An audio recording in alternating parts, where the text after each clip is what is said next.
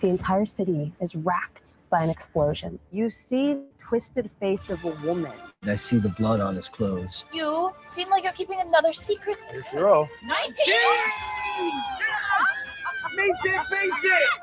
That's what it feels like! Voices singing and almost wailing. Did you just infer that I was flirting? Yes. I thought D&D was just fun. Welcome to Ravenloft!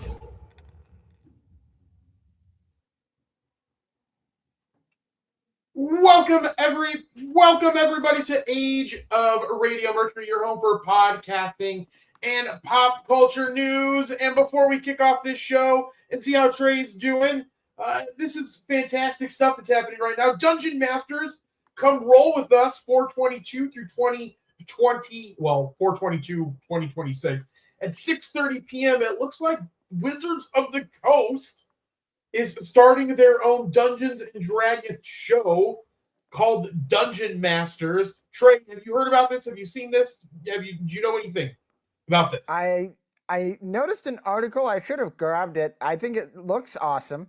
The entire city is racked. Let's watch it one more time because I was trying to get this on Facebook when the entire city is racked Yep. by an explosion. You see the twisted face of a woman.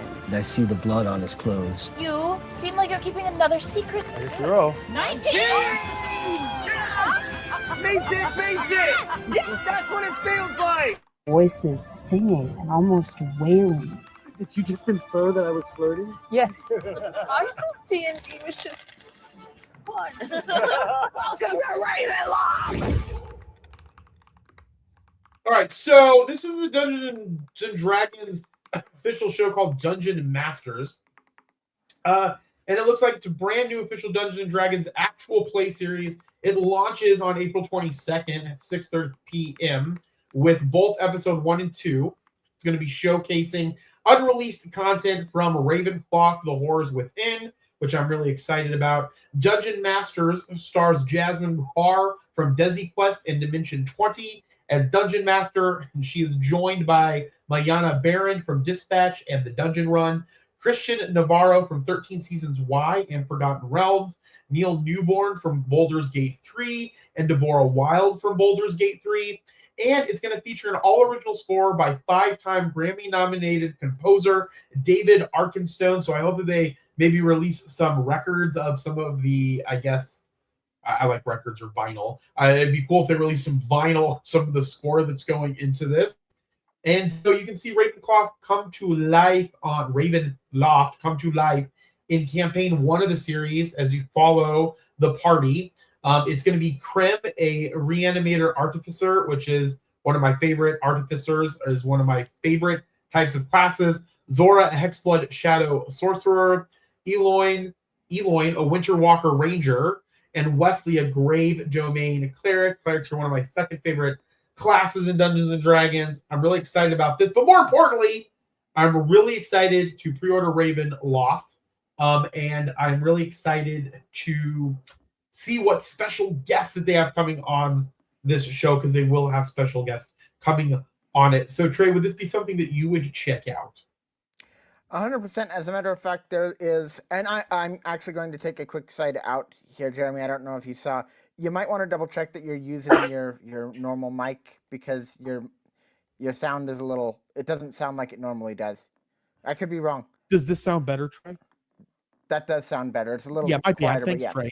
I appreciate that. It always StreamYard always kicks over to my freaking Zoom. I don't even know what mic it was using. It never has the L8 on it. But anyway, Trey, back to Dungeons and Dragons. Right. So this is one of my favorite actually content types, and I need to get back into it. There's a specific YouTube channel if you're ever looking for like tons and tons of this content. It's called PSYLP, and it's this group of people who are really awesome people, and they do like D&D and Rifts and all sorts of fun stuff. Like this is, I don't know if it's something that I would watch, but it's something I would 100% listen to. Yeah, the only thing that there is a show on Age of Radio called Dungeons and Damsels, and it's females that do kind of like the same type of thing, and they have like a campaign that they're doing, and they record it and they talk about it. That concept I love.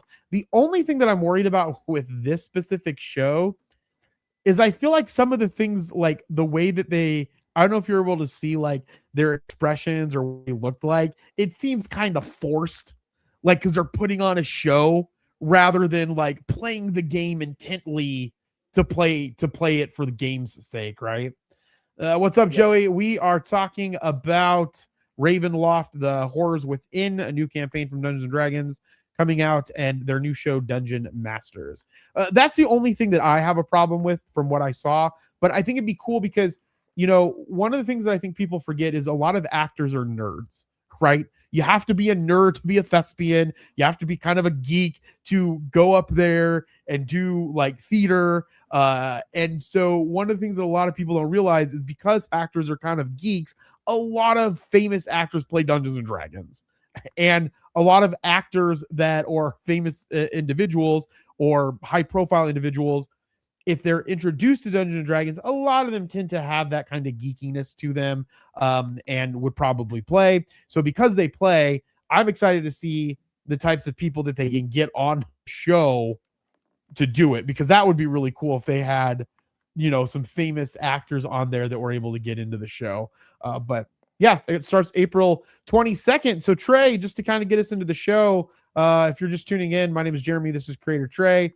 This is a show called Mercury, your home for podcasting and pop culture news. Trey, you took a long trip yesterday. How long does it take till you get to Billings from where you live? It's about 3 hours, three to 3.5 Oh my God, hours. Trey, you have to drive 3 hours to see your endocrinologist?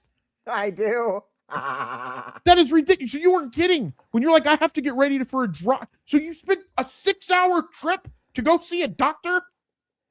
Yeah, and it was probably closer to 8. I think we left at like 10:45 and didn't get back until 8 in the evening. So Oh my God. Okay, so grandma had to drive, or did someone else drive? Did your mom or someone? Grandma drove me. Okay. Thank God for her. Yeah, so why is the endocrinologist so far? Do they not have doctors where you live, Trey? They have doctors. Endocrinologists are a bit different. There was, I don't know what it's like now, but there was just one. And I went and saw her. And you want your doctor to be able to like listen to you. And if you say, hey, I may not need this, they should say, yeah, probably not.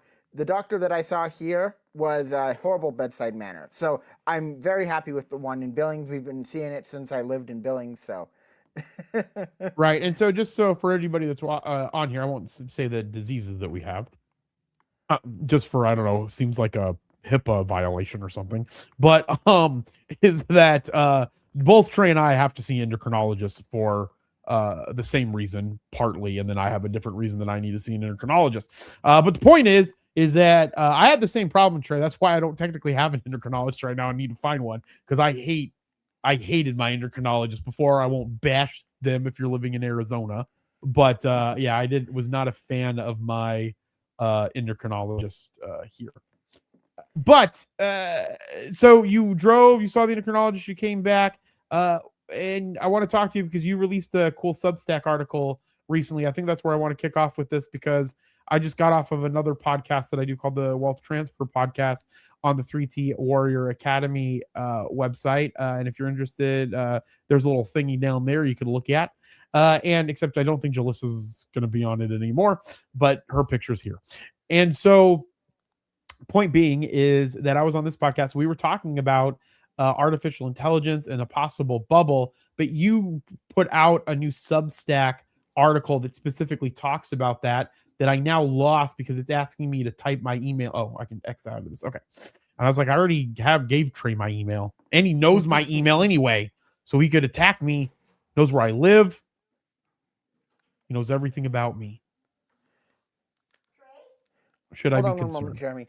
Grandma, Yeah. I'm on the Grandma, live. come You just- down. Okay, sorry. Did she not know you were on the she- pod?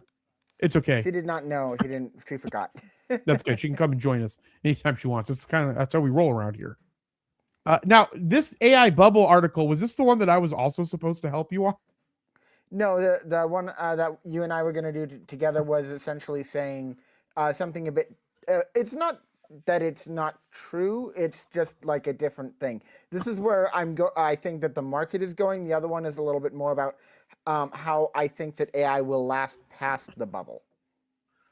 Right. So you're in this article, you're essentially saying that there is a bubble, that it's real, it's going to be massive, and you believe we'd see a supply glut around 2029. Can you walk me through a little bit about the argument in this article and where you think that AI is headed with this bubble, Trey? Yeah. So I had already thought that there was going to be a supply glut by 2029 because one, there's all of these planned facilities for AI are expected to finish around 2030. Some of them have been postponed, but most of them are going to be finishing around 2030. And then I believe that the timeline for them purchasing the parts is going to be 2029 because they still need all of the time to get everything put together and up and functioning.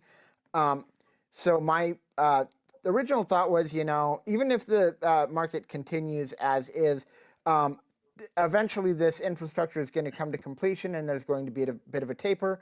And at the same time, there are fabrication facilities, one in Arizona, as a matter of fact, that are coming online to supply more of the DRAM components that is being so constricted right now because of AI, because everybody's sending their DRAM to AI.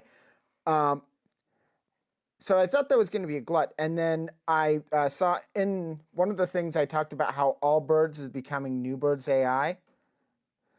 That took me from, it's going to cool down to, no, this is a .com moment, and it's going to go up and crash like a flippin', I don't know, some kind of poorly maintained plane.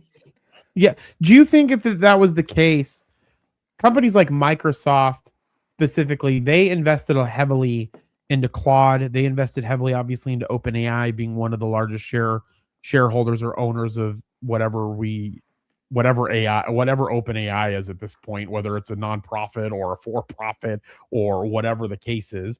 But do you think that we're going to see companies like that get a hit back? Do you think there was too much money from the companies going into investing into AI that when some of the pullback on the AI infrastructure happens, that would be a systemic or like a maybe not systemic, but it would cause companies like Microsoft, NVIDIA to get hit hard from it? Oh, NVIDIA is going to get hit extremely hard from it because they're making a lot of the high bandwidth memory. I don't know so much about Microsoft, excepting the fact that a lot of their stuff there might be looking for some sort of ROI eventually. Although, as I again mentioned in the article, companies are willing to wait a lot longer nowadays after what happened with Amazon. Yeah, absolutely. Trey, there's a QR code here up at the top left. If anybody wants to click that, they can join Trey's Substack. When it comes to OpenAI, who do you like? I know that we use ChatGPT. You use ChatGPT. You recently told me that you tried Claude Cowork, which I didn't even know what the hell that was until you just told me. And so which company out of OpenAI Claude, Grok, Gemini, Perplexity, which uses different language, like a plethora of the other language models. They don't create their own language, from my understanding. And then from something like Meta and Llama, who do you think's going to get hurt the most from the AI infrastructure falling? Because like the thing that well, let me ask that question first. So I don't think that ChatGPT is going to, like, they're all going to, I think that it's going, like, the AI is eventually going to suffer a pullback, and that is going to affect these companies. I don't know to what extent. I think that maybe ChatGPT and Claude, because Google and X and Meta, they all have all of their other cash flow streams going, but Claude specifically and OpenAI specifically, they don't have that yet. Yeah. So they would be, but I actually think that this is going to hit hardest are the hardware manufacturers. Got it. Such as like NVIDIA. Like NVIDIA, like TSMC, yeah. Yeah, absolutely. Well, everybody, if you want to keep up to date on what's going on with AI, that is a topic that Trey and I talk a lot about. Go ahead and on that QR code if you want to follow his Substack, or reach out on Substack at Creator Trey. I recently started a Substack. I called it the Orange Robed Adventures. I have really no I had an idea of what I wanted to put on there, and then I don't know what's going to happen. But I will write specific content for my Substack that I won't put other places. And it's probably going to be more, I want to say, religious based or like esoteric based concepts, things that I wouldn't post on the places where people know me for finance and so forth. But ever since I started it, I just started posting my normal videos that I post that have nothing to do with any of the things that I just said. So who knows exactly what will happen with that blog and if I'll make time for that blog. But you can also follow me on Substack now at the Orange Robed Adventures. I think you can probably also find it at Age of Jeremy as well. And William here from the Creators Outlet podcast says, what, no AI slop? We actually got rid of that segment because Sora is going to be going away, and Vibe is a horrible name for AI slop. And I think that we just got a lot of pushback from a lot of creators, which I agree with. I want creators to be able to go and make money, but I also think that it's unrealistic in some capacity to think that you're going to be able to not be a part of AI because it's being integrated into everything that we specifically do, or that we not specifically do, that we do on a regular basis. And I think that that's going to actually continue, even though I think that what Trey is saying is going to happen. There is going to be an AI bubble. That bubble is going to lead to a large pullback or a large crash in the AI sector. And then from there, it'll kind of be integrated more and more, just kind of like we would think of like an internet bubble. Yeah. Before we move on from that, Jeremy, I'm curious. We don't have to go too far into detail if you don't want to. What did you think of my conspiracy on there? Dive deeper into it for me, Trey.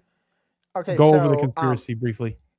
So the entire thing is create the problem, sell the solution. I find it very strange that there are people pumping up this balloon, especially after, again, check out the Wealth Transfer podcast because it covered something very interesting that kind of put me more into this mindset.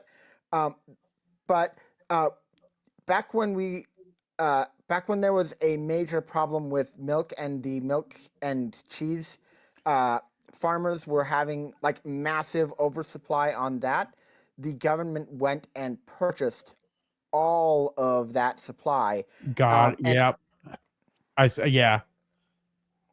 So here too. So continue with that, Trey, for people that don't know what you're talking about.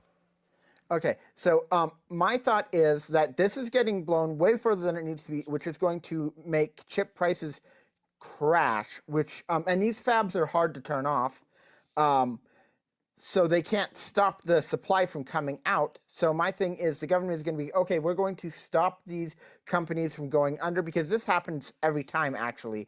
I didn't put this in the article, but every time there's a boom bust when it comes to chips, companies die off.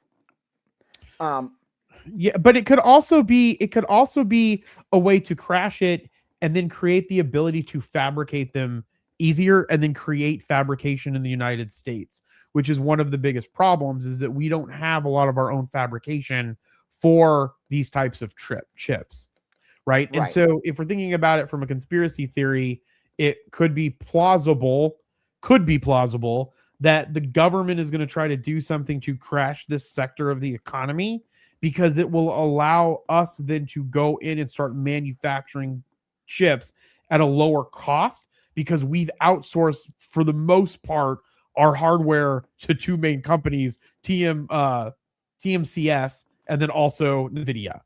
And so I think that, one of the things that the Trump administration did was they went ahead and bought that. Well, we didn't buy, we nationalized a portion of, I think it was IBM for their, was it IBM or was it, not IBM, it was Intel, to help with the fabrication of the chips.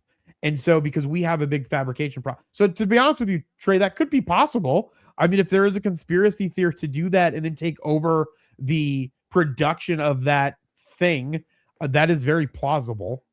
Well, my thought is because again, the government could. This would be a very easy way, and I'm not saying that this is actually going to happen. It's just it makes sense to me. If the chips are at a record low, and the companies are in danger of collapsing, the government could say, "Oh yeah, we'll buy all of that," and that would make them able to create massive data centers in their own right. Oh yeah, from a data center standpoint too. I didn't think about it. I was looking at it from a fabrication standpoint because of the fact that Taiwan fabricates almost all of the world's chips. So Yeah, was I thinking think about it that's from that true too. capacity. Could be very, very true. But no, I like where you're thinking with that. And again, great article, Trey. And again, if you want to subscribe to Trey's Substack, head on over to Creator Trey on Substack, or is it just Trey on Substack, or is it Creator Trey? It's Creator Trey, yeah. Yeah, that's what I thought. Just as Trey here on this article, but I was like, it's Creator Trey. All right, moving into some more AI news.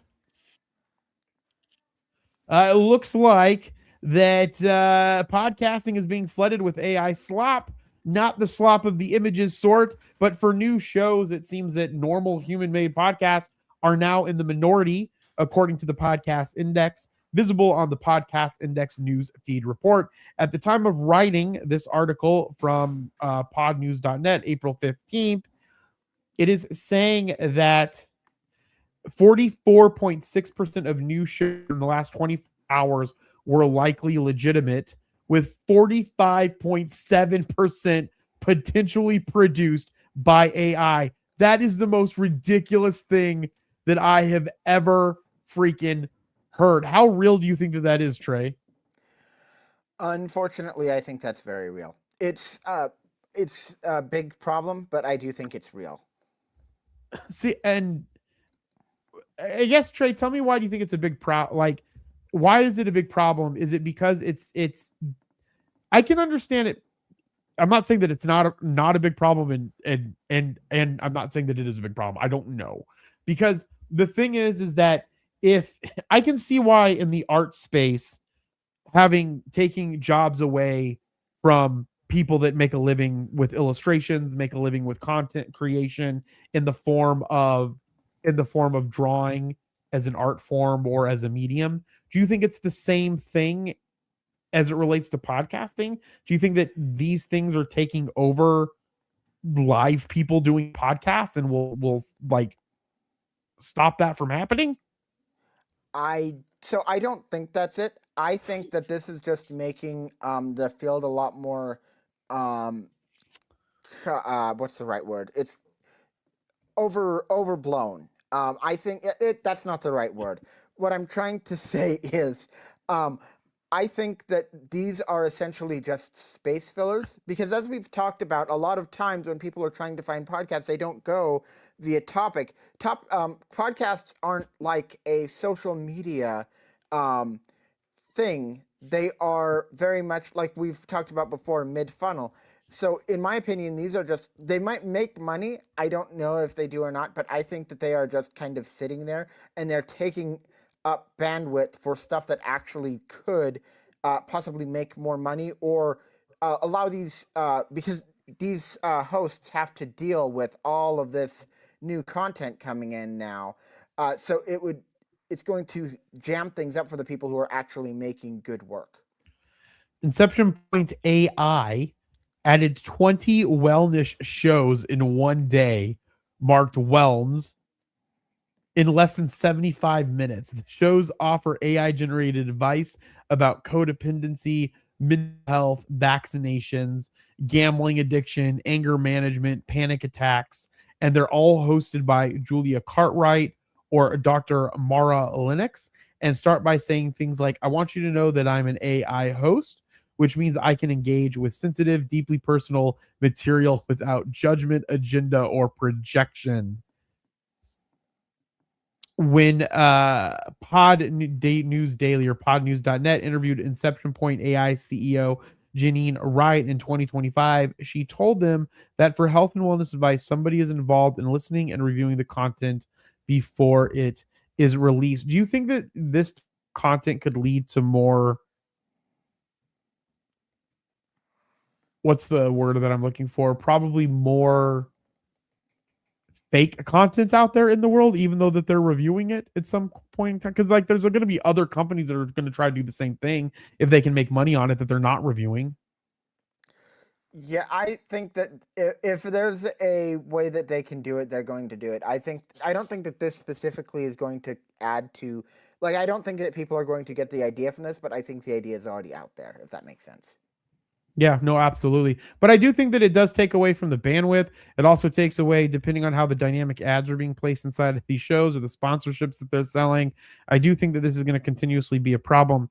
I know that the governor of California, Gavin Newsom, had mentioned that he is working on, or he already did, I'm not 100% sure, working on legislation where AI that is shown in California, I believe, is going to have to show that it is, or content that is AI generated has to show AI generated content. Do you think that that could be a solve for some of the fake news or the fake information that's going out there, or impersonations of, you know, like when Donald Trump was dressed up as Jesus healing Jeffrey Epstein? Jeez. No, I don't. I think that it's a great way to do it, but I genuinely don't think that it's like the put your seatbelt on before you're driving. Everyone knows that you should do that. Everyone should do that. This is obvious safety stuff. But one, like, not everybody does, and two, that law is almost impossible to actually try and follow or carry out. And so this is the same thing, in my opinion. There's no way that they can try and actually. Do you think at a Fed level it could be done? Because I was listening to the All In podcast, you know, a month or two ago, and they talked a little bit about some of the things that Gavin Newsom was trying to do. And the main host, Jason, I think his name is, he was, I think, maybe a proponent for it. I can't remember.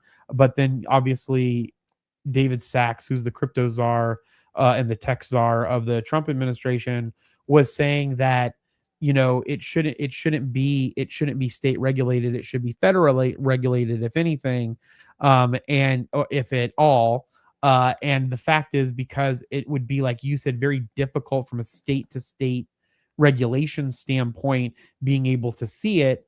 But because it would create different points for the tech companies that would have to do to make that available in one state and not available tracking in another state. But do you think if you did it from a Fed level and it was just a mandate that social media companies enforce that, do you think that that would have any benefit? And no, I really don't. I genuinely think that the federal government should focus on stuff like education is the key. Educate people. Hey, there is stuff. Here's the science to look at. Because frankly, there is no way to do this.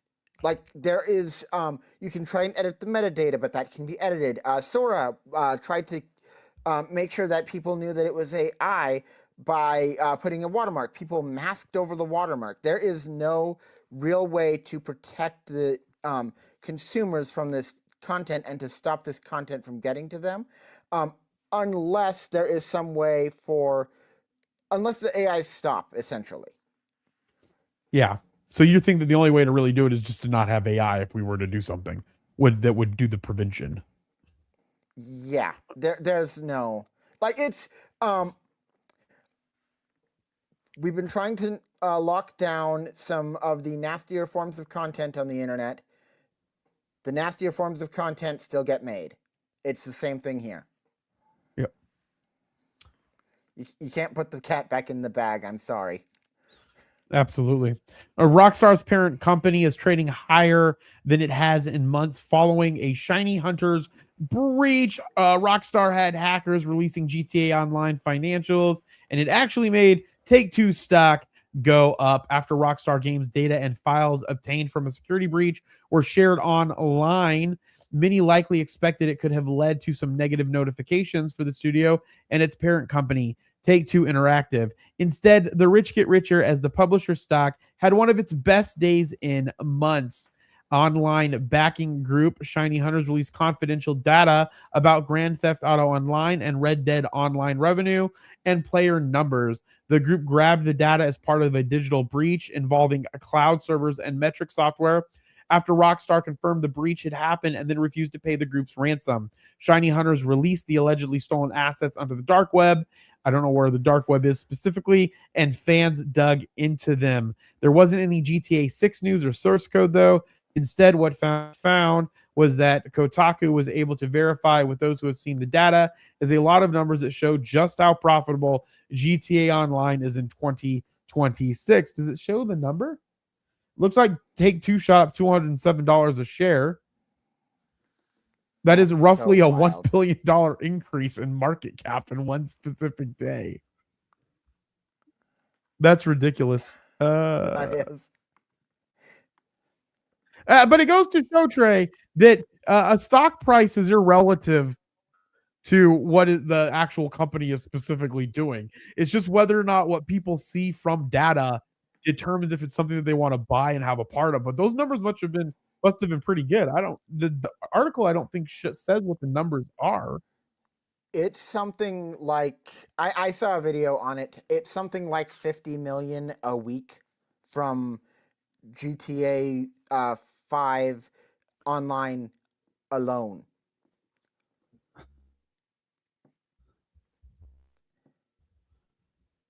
That's ridiculous. Things are happening over here. Is. Give 2 seconds to catch up.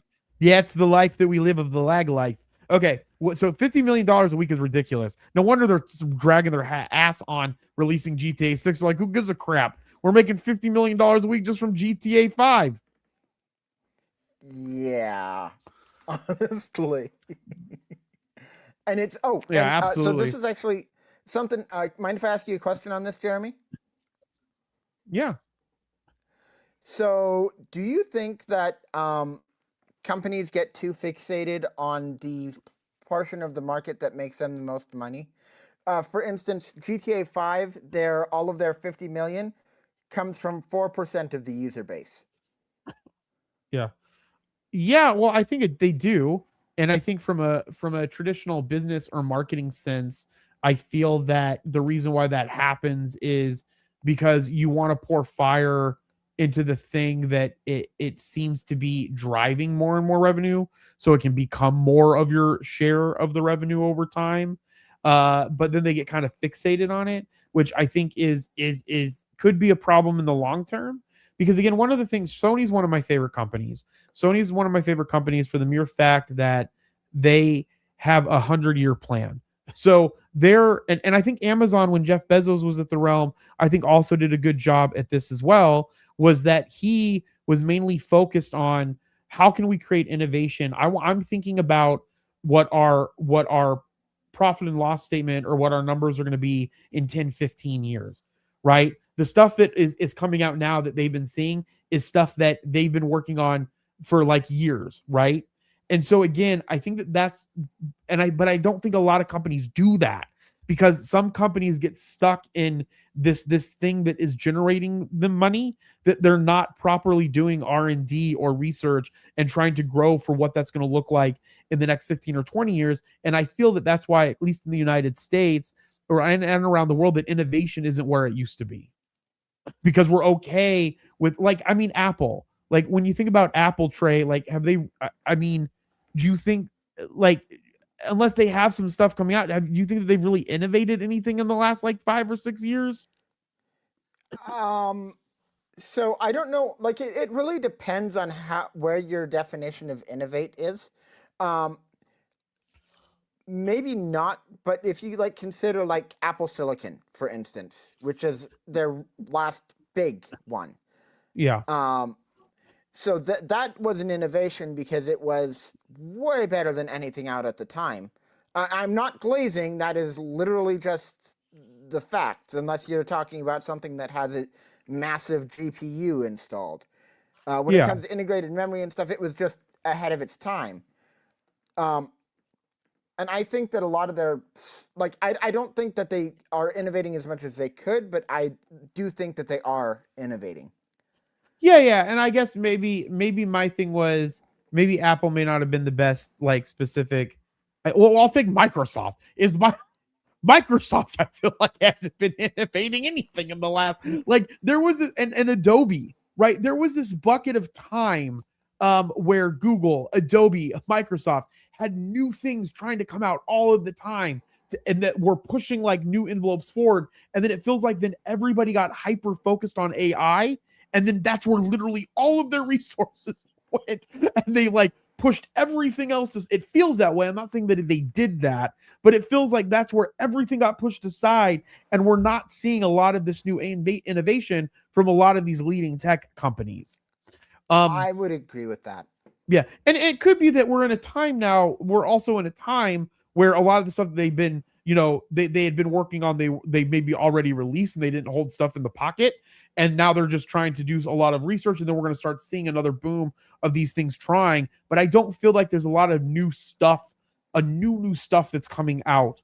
And I think a lot of it has to do with the way in which people run companies now, from a much more conservative approach, right? Or in your case, holding on to that revenue and then just hyper focusing on that, and not thinking or trying to grow the other areas that they should, or innovate in the other areas that they should. Yeah, and I think that this is actually something that is a bit of a proponent in the entire games industry. Everybody, especially after Fortnite took off. Did you ever play Fortnite? No, I've played it. Yes, I'm horrible at it. So am I. You're in good company. Fortnite went off, and they made it a thing where they were influencing kids. It was literally influence to go in there, buy in those seats, and it wasn't. Most of the people weren't making them all that much money, but the whales, and this is an actual term in the industry, the whales, the people who spend tens of thousands, that's who they're going for. And now you see in-game transactions everywhere because everybody's focused on that, because they see that as the way to make themselves the most money, but they're not innovating in a gameplay perspective for it. They're just trying to suck out the money. Yeah, absolutely. Because again, it's all about shareholder value. However, I'm trying to look here. I'm looking on Dr. Chat GPT. I'm trying to look at like R&D budgets, because I mean that's where we could really see, because I mean we want to see R&D budgets as a percentage of a company's revenue increase over time to really show that they're doing that innovation. But again, these numbers are, it looks like in the U.S. business R&D has actually risen 1 to 1.5% of GDP globally in the last 30 to 40 years. But it looks like if you look at like these graphs here, it's steeper in the beginning part of those years. It's kind of like flattening out. But again, we don't have to fully talk about that, but I think that's a good point that you make, Trey. I do want to welcome Jinx to the show right now from Cause Talk Live. Jinx, how is your day going? And thank you for jumping in. Yeah. Oh, my cat just showed up. Come here. That's fantastic. What's the cat's name? I always forget. is- I only know Coco. This is Luna. Do you have something called Coco? I didn't make that do. up, did I? Coconut's my Okay. dog. That's what I thought. This is Luna. She's chatty. Luna. Luna, chat for us. Chatty chat chat. Everybody say hello Hello. to Luna. That's Should I a freeze? beautiful cat. She's like, I don't know. Yeah, Yeah, it's been what is good. this? Why is this guy screaming at me. I start a new job next week, so I was down finishing that stuff up. And then I've been sewing a lot. So yeah, been doing good. Why have you been sewing a lot? Just making for Fan Fusion? No, Or just I've been practicing making sewing? there's coconut there. I'm making those Filipina dresses because there's a festival next week, so I want to have some on hand to sell. That's right. I just hired for 3T Warrior Academy. My accounts receivables is someone from the Philippines. So, and my executive assistant's from the Philippines. So Nice. I'm gonna have them teach me Tagalog, and then I'll speak it to whomever I. And then teach it to me. And then I'll teach it to you. Yeah. All right. Moving on. Age verification is coming for the internet, and it's already raising red flags. What began as an effort to bolster kids' safety online has morphed in recent months into a broader debate over privacy and anonymity on the internet. Mandatory age verification, which requires websites and apps to confirm or estimate users' ages before they grant access to certain content, has continued to gain traction nationwide as more states pass laws mandating some form of it. Supporters argue that rules are necessary to protect children from harmful content, including pornography. Critics counter that age verification could backfire and undermine privacy and free expression online. This is from Eric Goldman, a professor at Santa Clara University School of Law. Every single time an age authentication mandate goes into effect, the internet shrinks. Some adding that as mandates are implemented across the board, they could determine whether people have conversations online that we find socially valuable.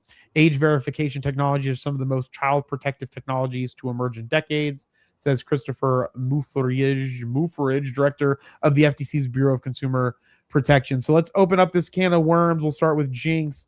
Where do you stand on age verification requirements for content on the internet?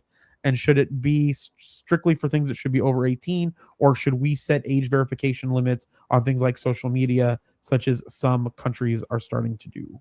I mean, I think that parents really need to take a lot of responsibility on what their children are doing on the internet.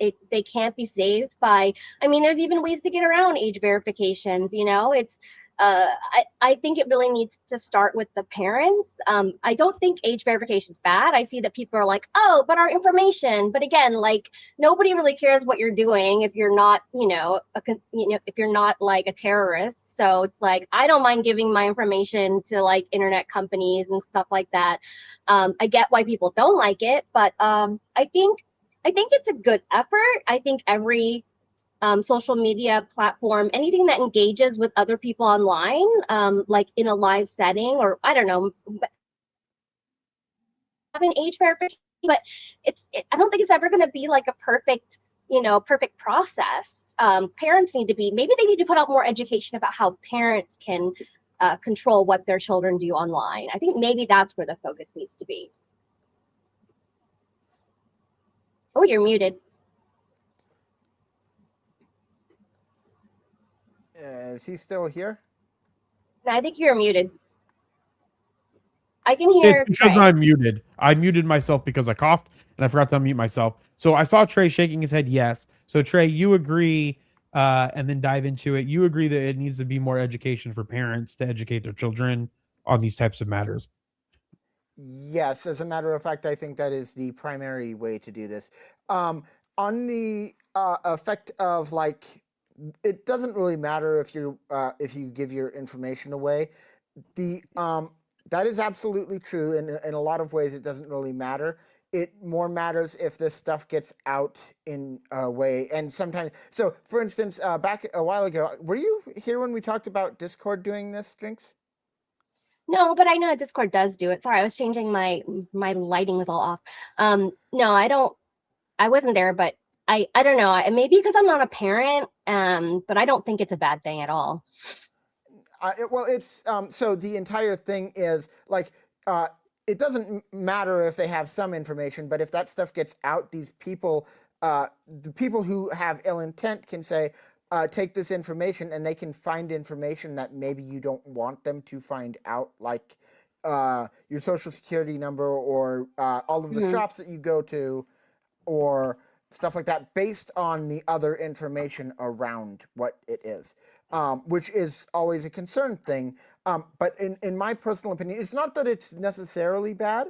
I think that a lot of this stuff is very well intentioned, but I do think that it entirely needs to rest on the parents, and there definitely needs to be more education on how parents can actually do that. My problem with the parent thing, though, is are parents going to do it? Like, we could spend tax dollars. We could spend, there could be nonprofits that go out there and try to be like, we need to teach our kids about these things. These are educational resources. I mean, I guess some parents would do that, but I think that it might be.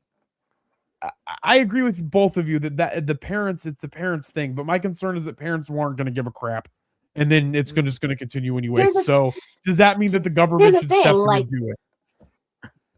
Like the government can do as much as it can with education, right? There's definitely improvements that can be made with education, but the parents need to send their kids to school. You know what I mean? There's only so much that you can do. So it really needs to, and I think that I think it started with millennials, how, we were told, be anything you want to be, but go to university and get in debt. So I think that, and I'm not a parent, but I know a lot of millennial parents who kind of completely backfired on them, right? Like helicopter parenting, and they're watching everything that they do, and like they don't want to believe anyone else's rules, or I don't know, but I think we need to bring it back to parents are the number one responsibility of children up until they're 18. It's not what's on TV. It's never what's on TV. It's what TV you show them, and how you teach them about it. Like, there's so many ways that it just goes back to the parents that, if you don't want your kid talking to random people, have them play a Roblox only in front of you. There's so many things that can be done. And I think an education workshop or education campaign on this would definitely be beneficial. Not anybody's fault, but your own if you don't take it. Yeah. I also wanted to push back, Jeremy, if you don't mind. Is that all right with you? Yeah. Just a little bit? Go ahead, Trey. Just a little bit. So in my personal opinion, you're not going to reach 100% both ways.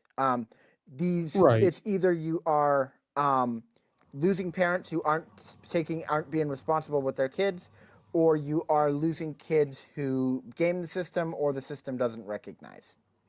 That's just my opinion, though. Yeah, and I agree. My thing is, I'm always against obviously I'm very liberal, but also too, from a liberal perspective, I am also against the government having complete overly control over what we do and information that it has.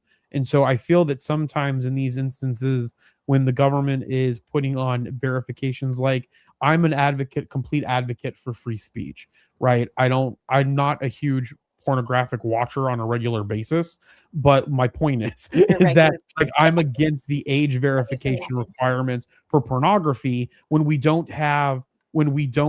can't even settle on making people go to a class to learn how to shoot and get a license to have a gun, right? And so when you prevent people from being able to see pornography, and I know this sounds weird, right? That I'm sounding like I'm a huge pornographic person here at this point, but that's not the point. The point is when you mandate an age verification on something like that, it makes it easier to then continue to put age verifications on other things that we want to censor people from having the ability to see from a non-censorship perspective.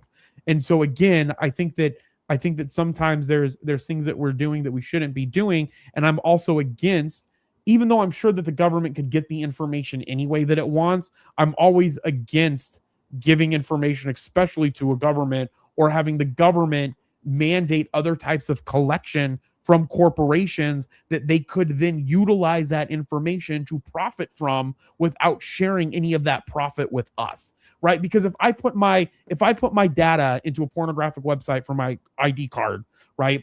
And just so you guys know what I'm talking about is there part of one of Trump's things was that it put like ID verification to access any type of pornographic website. So like Pornhub shut down in the United States and things of that nature because they weren't willing to do that. But my point is, on the companies that were willing to do that, think of how powerful that is for a company if they're able to see how old every single person is on that, and the ability to then sell that information to another type of company that could then utilize that information to profit on us without us getting any of the profit. And that is a traditional problem with data that we should all be concerned about, is the amount of data that we're making billions and billions of people off of because we use these things that then we don't get any benefit from. And that's, again, one of the biggest problems with capitalism, but we're not going to go into that because this is a capital show. This is a show apparently about pornography today. And so moving right along from the pornographic material, from age verification, I'm against age verification on most things. And I think it's up to the parents and us as a society to educate people, to protect the people with the stuff. All right, moving right along into non-pornographic material. Before we go into pod news, Trey, what's going on in Discord? And did we have an anime roundtable this last week? Because we did. We did have an anime roundtable this last week. It was a really fun one. If you guys ever want to watch or come and catch up with us on some anime, talk about what we're doing, that is every second Tuesday. And then next Thursday, it was going to be yesterday, but next Thursday, we have our Super Mario, crap, why am I blanking? Galaxies. Yeah. Spaces. Yep. Our Super Mario Galaxy Spaces, where we're going to go and talk about the movie, which was really fun. And then the week after that, I believe, on Tuesday, it's the fourth Tuesday of the month, we do Discord games. So if you guys are interested in going and chatting with us about podcasts or gaming or anything like that, check out the Age of Radio Discord. There should be a link in the website because they don't have it on. I changed our view. I wanted to see what it looked like. It looks good. Does look good. I don't know how to get it back. There we go. Yeah, Joey, you need to see Mario Galaxy. Jinx, did you like Mario Galaxies? Yeah, I did my quick take on it. Yeah, I know I thought, you did. I thought it was a lot if of you want to fun. see Jinx's quick take, go to Age of Radioverse on Instagram. Yeah, I thought it was a lot of fun.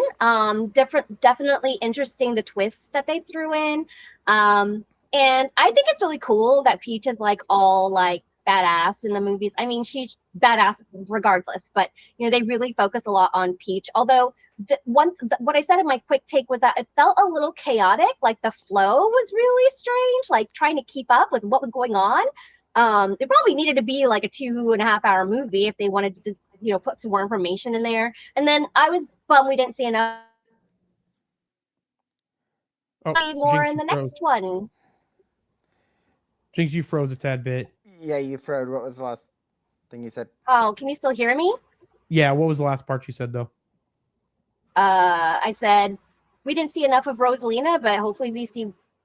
Yeah, that more was next one of the things that I like. Rosalina seemed badass, and then like you didn't see enough of her, but her wand techniques and the fighting was really cool. And yes, there's spoilers. I probably should have.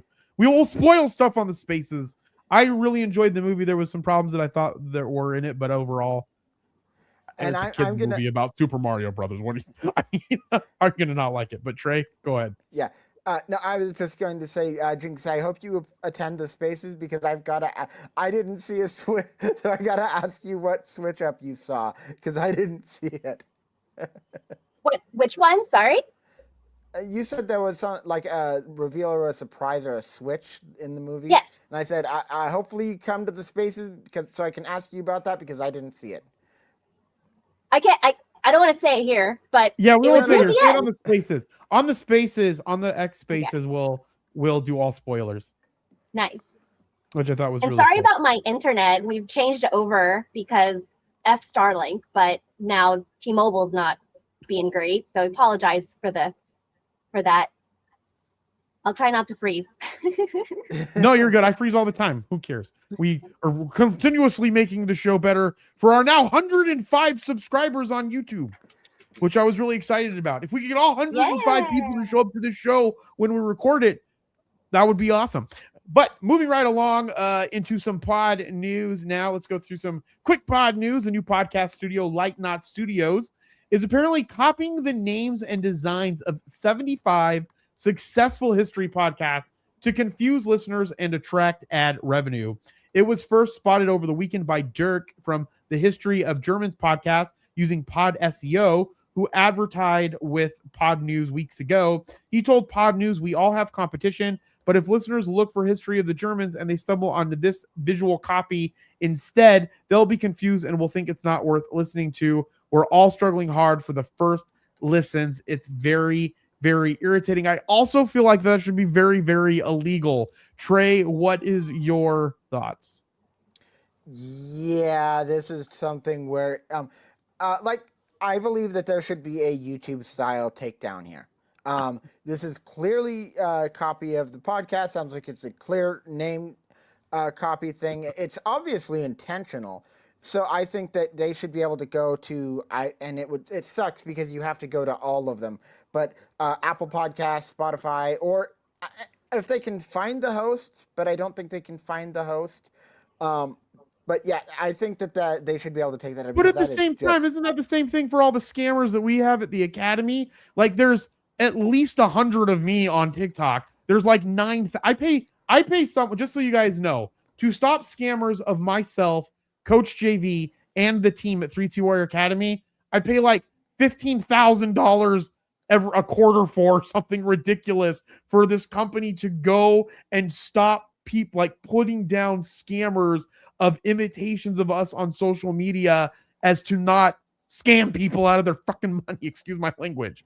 And so I feel like no one can stop anybody from doing anything anymore, is the way that I feel. But this is 100% horrible. They shouldn't be allowed to do this in any way whatsoever.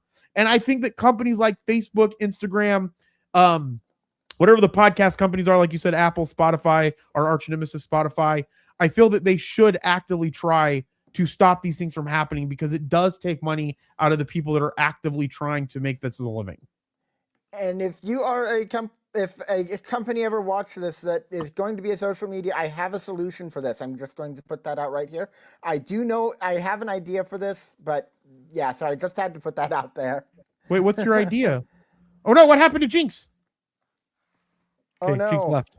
We lost Jinx. Okay, well, she'll come back maybe. Who knows? Trey, what were you saying? What was the idea? So I don't want to get too far into details.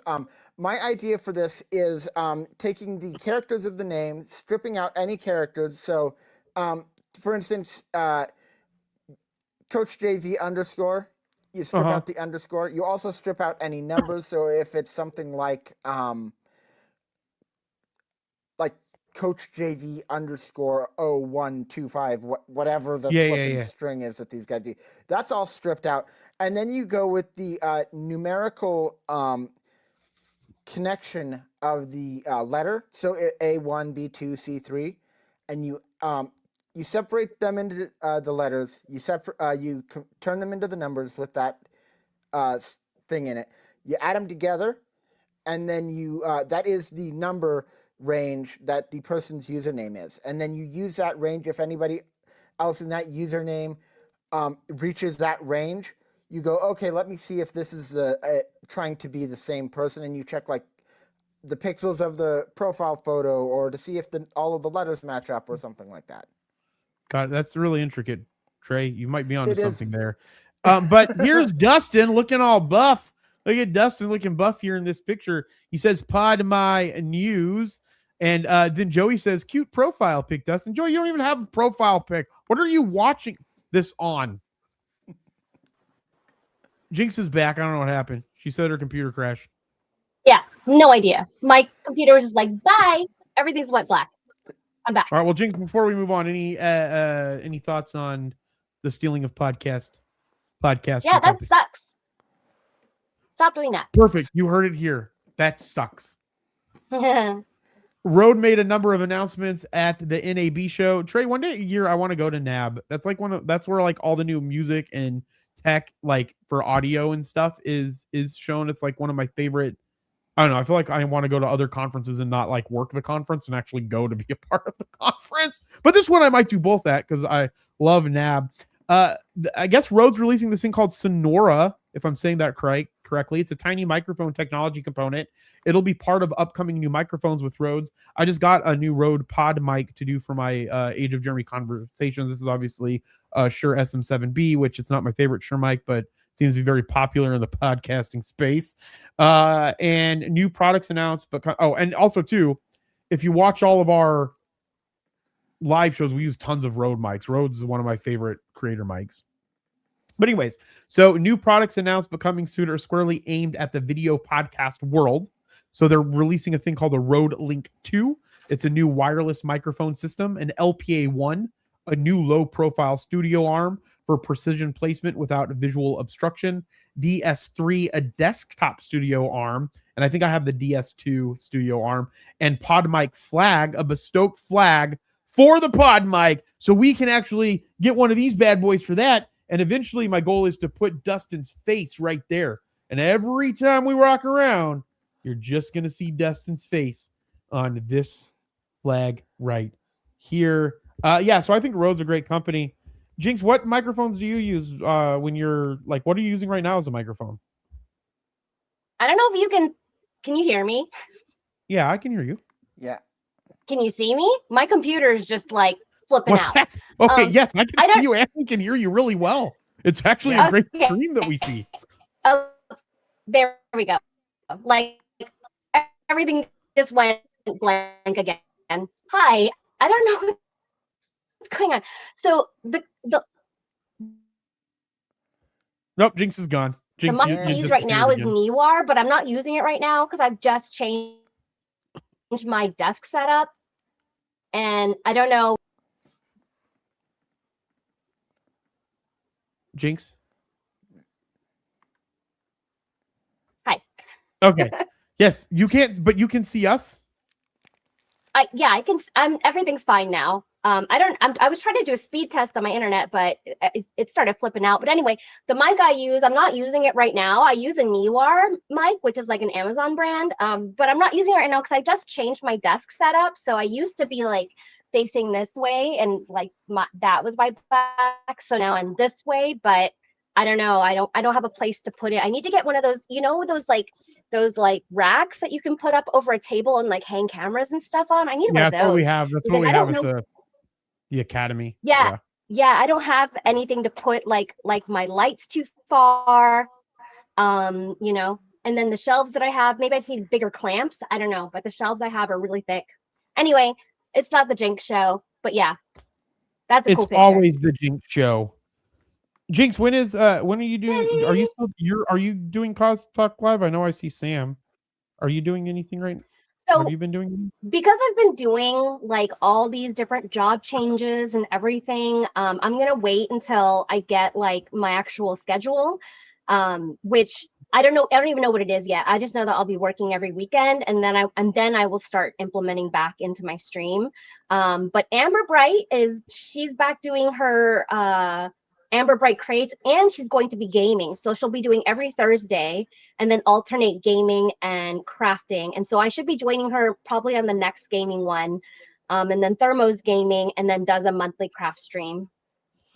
Yeah, so just so everybody knows, Cause Talk Live is amazing. I don't know what I was going to say. I was going to kick back over to the road. I don't know what I was doing. Okay, so moving right along to NAB 2026, Rode Link 2.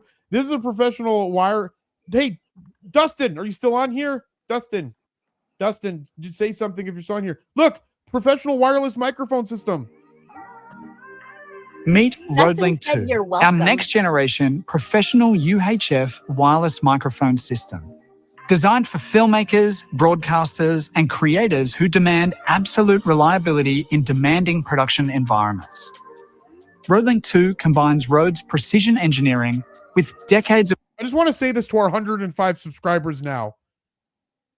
I really appreciate all of you because we put a lot of money and work into this show and to do live events that we appreciate every single one of you for this. wireless We're going to keep buying all of this stuff and try to make the show even better. and do stupid things to Dustin. Expertise from industry titan Electrosonics, bringing Academy Award-winning wireless innovation into a new generation of Rode products.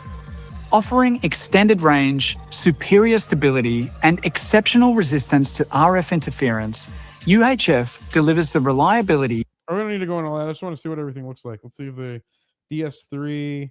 Yeah, I just bought the DS2, so I'm glad that they released the DS3 already. I'm really excited about that. Because I think this was like $100 for this Desk Studio arm. On desktop-based setups, we're also introducing the DS3, a compact desktop studio arm designed for stability and flexibility. Elegantly designed, its heavy weighted base provides exceptional stability without the need for clamps or mounting points. A precision ball head enables smooth control. Yeah, the DS2 is pretty dope. All right, I'm gonna see what else they have here. Let me see.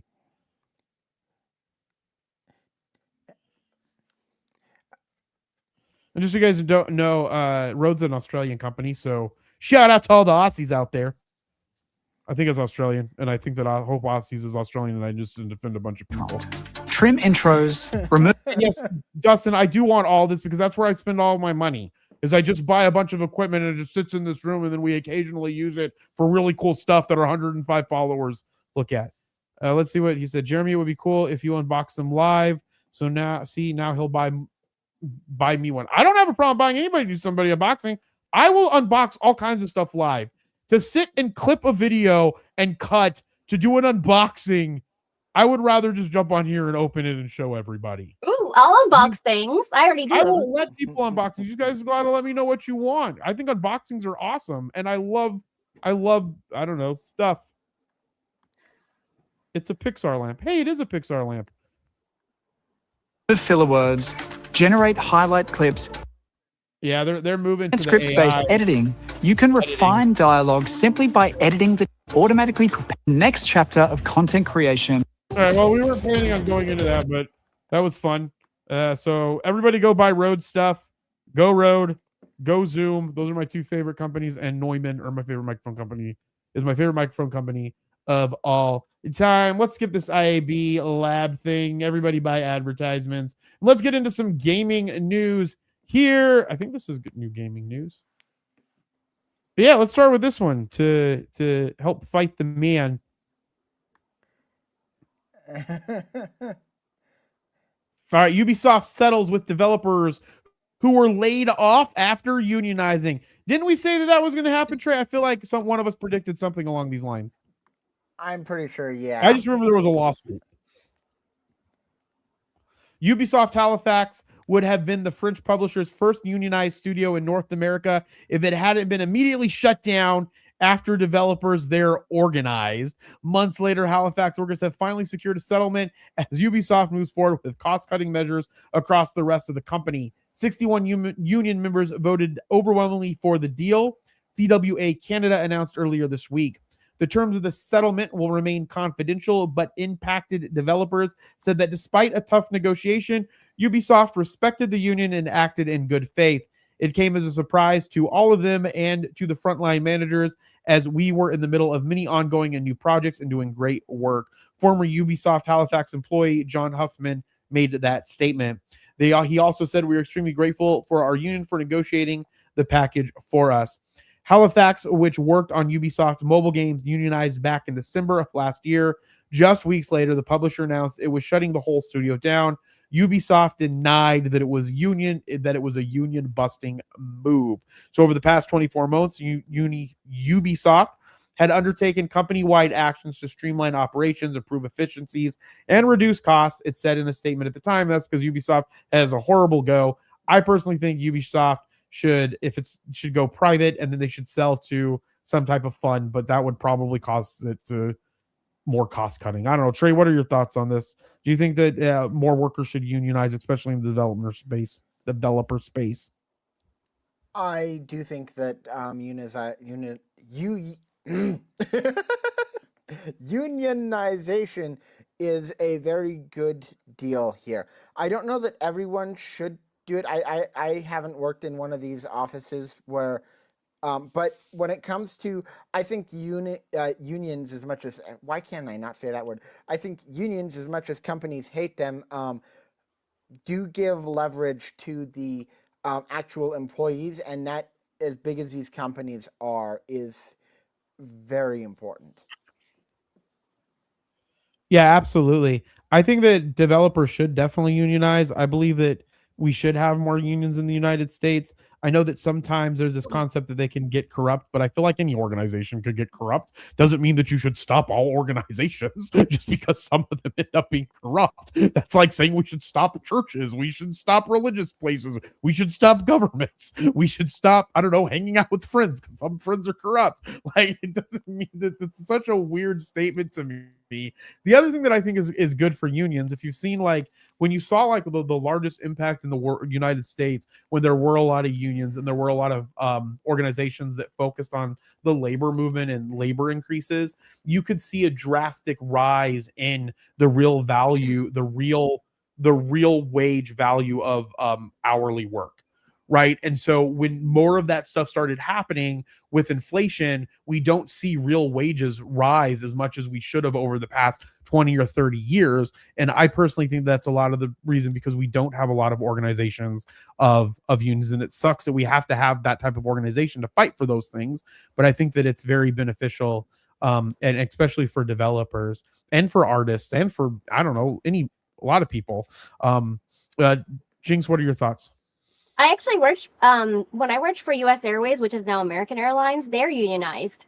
I was pretty young I was like in my early 20s, so I didn't really understand fully what the union did. But I learned more about it when I left. I did get laid off though, and the union couldn't do anything about that. But that was not long after the economic crash of 2008. I was laid off in 2009. So I think in the sense of large corporations, I think unions are pretty important too.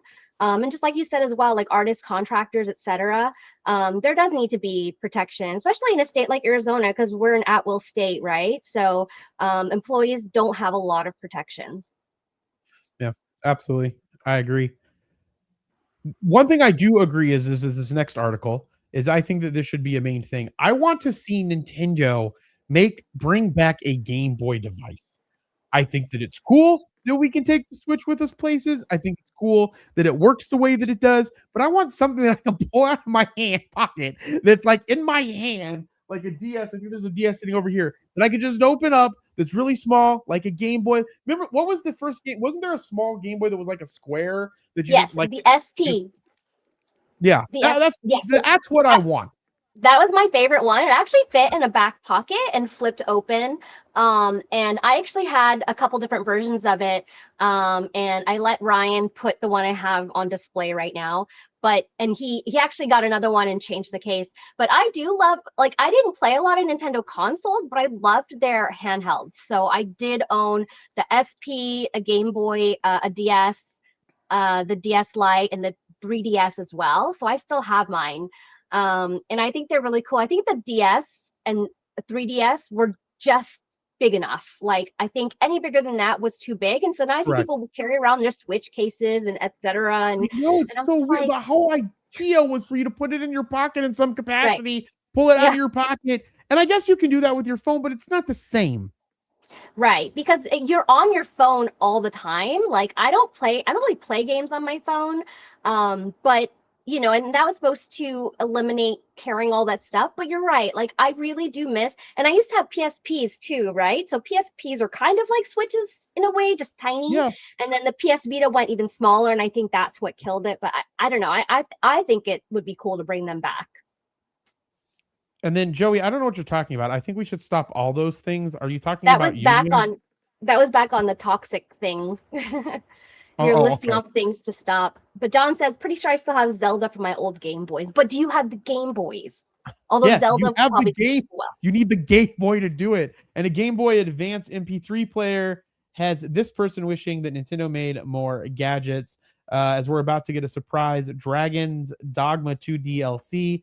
will an upcoming PlayStation State of Play spill the beans on Santa Monica Studios' new Not God of War game? And are we entering a new era of MP3 player love? You can check all this out at Kotaku.com. And if you go into our Discord, you can have access to these articles as well. But again, it looks like there's just a Game Boy Advance MP3 player. So I'm guessing it's an MP3 player that was converted into some type of Game Boy to play Game Boy Advance games.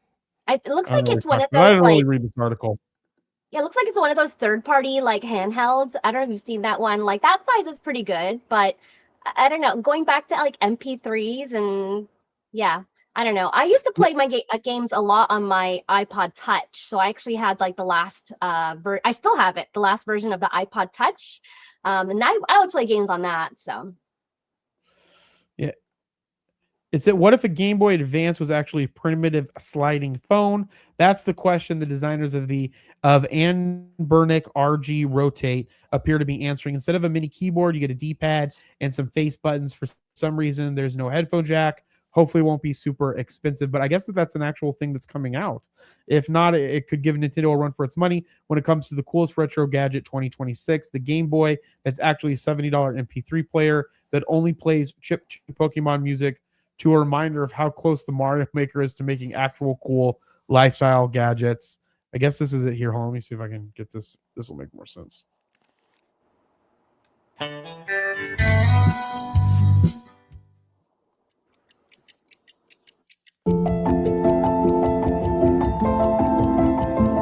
Sounds like a luxury.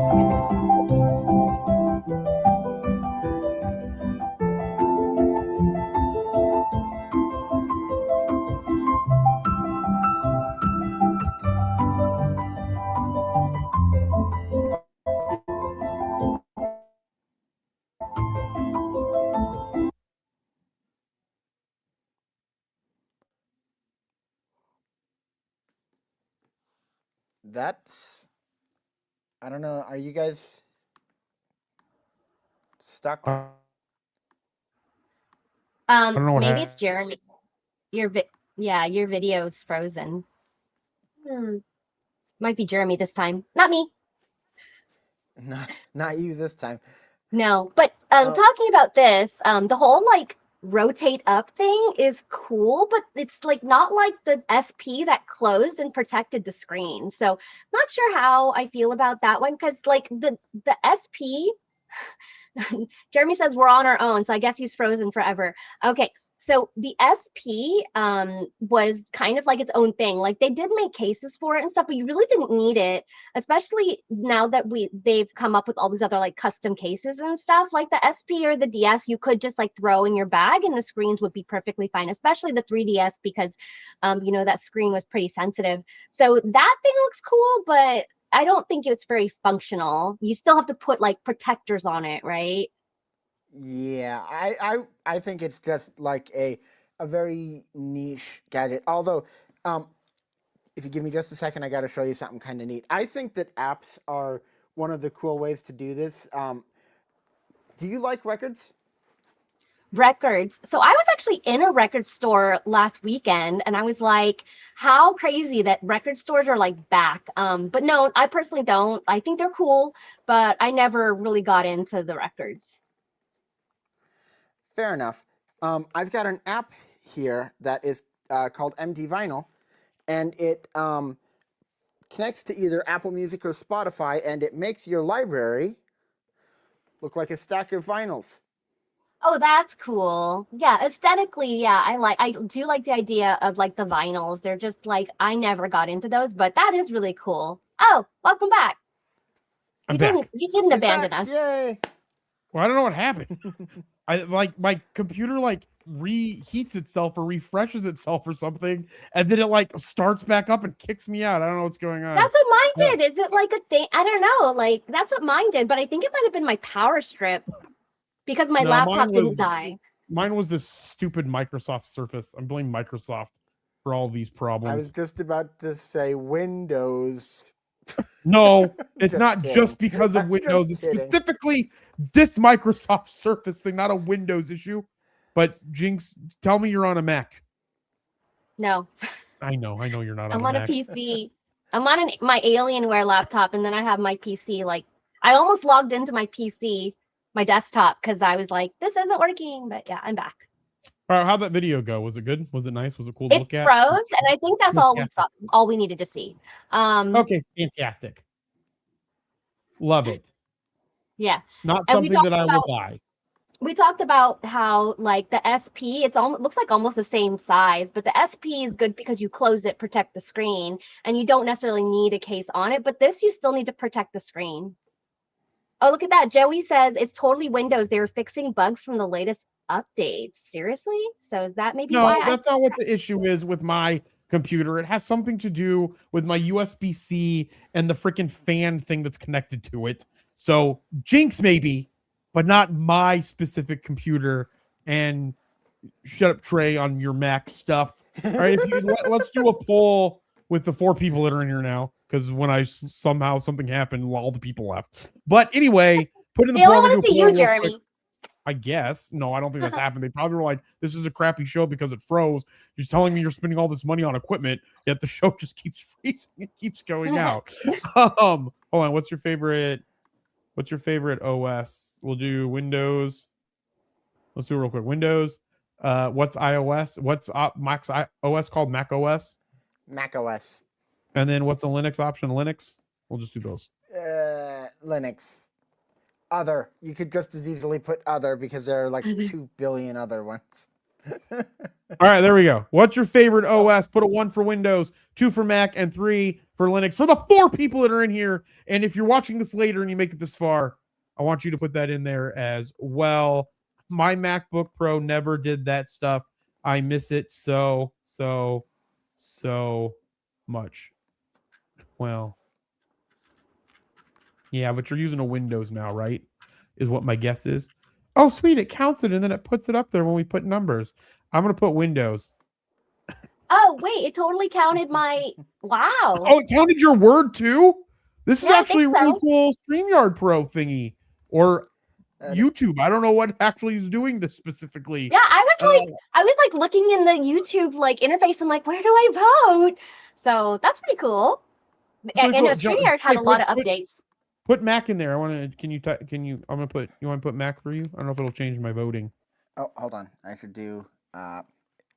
Probably didn't quite catch that, so I'll do. It Oh, doesn't Trey, look are like you in as me? It's saying that I wrote I Mac. might I would be. never do such a thing.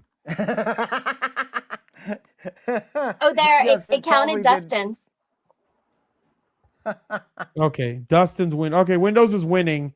Yeah, Windows is way. I mean, I'll give it that maybe it has some tech problems, but overall, it's. I don't know. I think it's a much better operating system, but I shouldn't say that because I need to buy a Mac Neo and then see how I like that. But we'll spend $500 on a bunch of road stuff. So, true or false, Jinx? You've never seen Avatar: The Last Airbender. True. And true or false, Jeremy, you've never seen Avatar: The Last Airbender. That is also true. I have never seen Avatar: The Last Airbender. Jinx, I don't know what happened to your face. It's gone. I'm under the pole. You're under the pole. Hold on. What's this do? Oh, I hi. maximized you. Oh, no, there you are. Now you're maxed. It feels like we've never done any of this before. So when I'm messing around. I think with it. you need to Okay, hold remove on. the pole or. Yeah, I move know. it. I'm working on it. I have to go over to. It's It'd be okay. great if Dustin, who was watching this, was in here. He could just I'm on the mobile.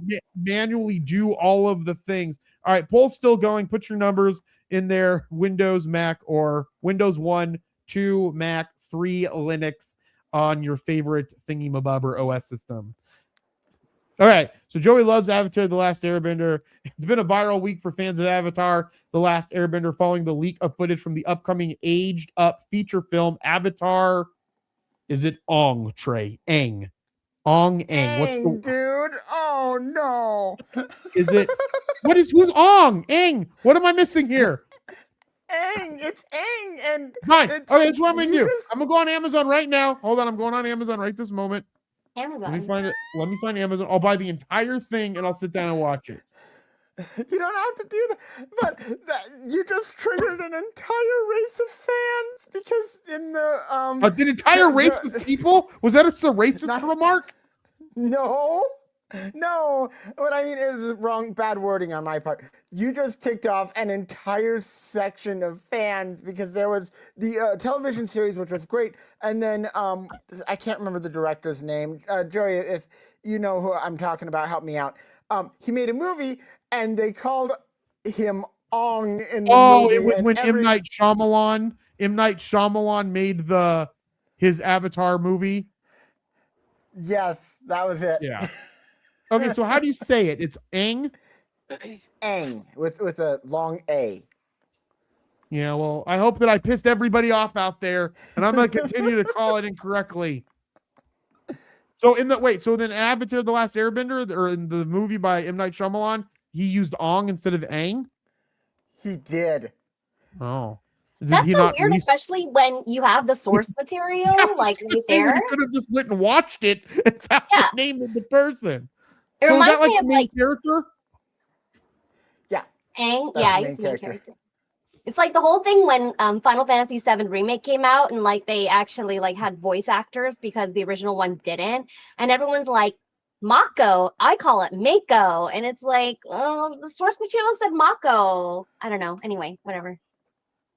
All right, so it looks like that the protest might have happened because of the Paramount Skydance Studios' decision to pull Aang from its theatrical release schedule in favor of streaming-only release on Paramount Plus, slated for October. The Aang link followed leaks of Illumination's Nintendo's recently released Super Mario Galaxy movie and 20th Century's Avatar: Fire and Ash, which who cares about Avatar, also known as Ferngully: The Last Rainforest, on the platform using the X Premium feature, allowing videos up to 3 hours long to be posted.